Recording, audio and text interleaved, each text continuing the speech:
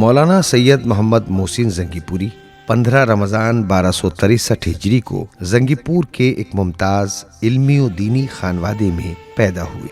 ابتدائی تعلیم اپنے وطن ہی میں مولوی محمود علی اور مولوی علی حسین سے حاصل کی۔ بعد ازاں اعلیٰ تعلیم کے لیے مٹیا برج کلکتے تشریف لے گئے، جہاں جناب قائم الدین سے عقلی و نقلی علوم کی تکمیل کی۔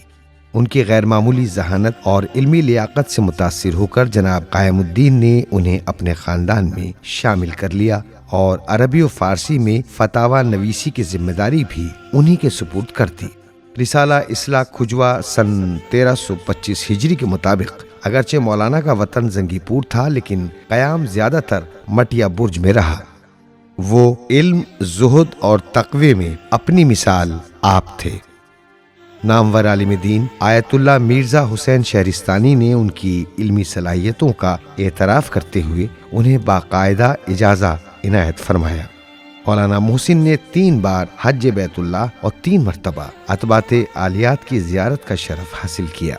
طبیعت میں سادگی، انکساری اور گمنامی کا رجحان نمایاں تھا۔ بادشاہ اودھ واجد علی شاہ نے ان کے علم و فضل کا اعتراف کرتے ہوئے انہیں شاہی دربار میں طلب کیا اور اپنی علمی مجلس کا رکن مقرر کیا۔ بادشاہ کی خواہش پر شاہی تصنیفات کی نظر ثانی اور اصلاح کا فریضہ بھی انہی کے سپرد تھا۔ ان خدمات کے اعتراف میں بادشاہ نے انہیں اکلیل العلماء کا خطاب عطا کیا اور 200 روپے ماہانہ وظیفہ مقرر کیا۔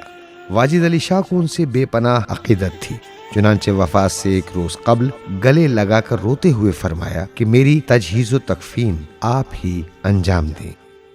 مولانا نے وصیت کے مطابق یہ فریضہ ادا کیا اور بادشاہ کو امام باڑہ سبطین آباد میں دفن کیا۔ مولانا محسن زنگی پوری نے بے شمار علمی و تحقیقی کتابیں لکھیں، جن میں سے بیشتر اب تک خیر مطبوع ہیں۔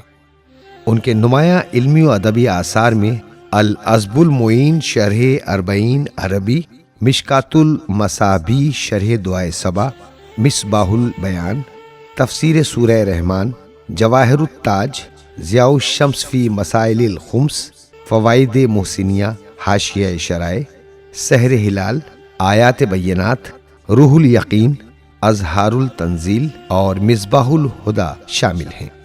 ان کے تربیت یافتہ شاگردوں میں بڑے بڑے نام ملتے ہیں، جن میں مولوی سید سجاد حسین زید پوری، مولوی شیخ سلامت علی لکھنوی، مولوی مرزا غلام رضا لکھنوی، مولوی سید مہدی حسین لکھنوی، مولوی سید عنایت حسین لکھنوی، مولوی سید اشرف علی، مولوی سید علی کشمیری، مولوی سید حسین کشمیری اور مولوی شیخ وحید الدین کلکتوی قابل ذکر ہیں۔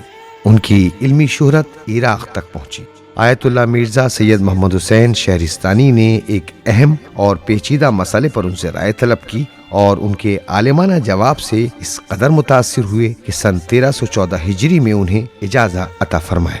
مولانا کی عبادت گزاری، خشیت الہی اور سوز و گداز کا یہ عالم تھا کہ نماز و دعا میں اکثر گریہ طاری رہتا۔ تہجد و مناجات ان کا مستقل معمول تھا۔ مجالس عزائے حسینی میں جب امام حسین علیہ السلام کا ذکر ہوتا تو ان کی آنکھیں اشک بار ہو جاتی اور ان کا رونا سامعین کے دلوں کو بھی پگھلا دیتا۔ ان کا آواز سادہ، پرتاثیر اور دل نشین ہوتا تھا۔ سن 1314 ہجری میں مٹیا برج واپسی کے بعد انہیں امام باڑہ سبطین آباد کا متولی مقرر کیا گیا اور 110 روپے ماہانہ وظیفہ مقرر ہوا، مگر بادشاہ کی وفات کے بعد آپ اس منصب سے دستبردار ہو گئے۔ آخر کار یہ علم و عمل کا آفتاب 28 شعبان 1325 ہجری کو زنگی پور میں غروب ہو گیا۔ آپ کی رحلت کے بعد اہل علم اور مومنین نے شدید رنج و غم کا اظہار کیا اور ہزاروں اشکبار آنکھوں کے درمیان آپ کے وطن زنگی پور میں ہی سپرد خاک کر دیا گیا۔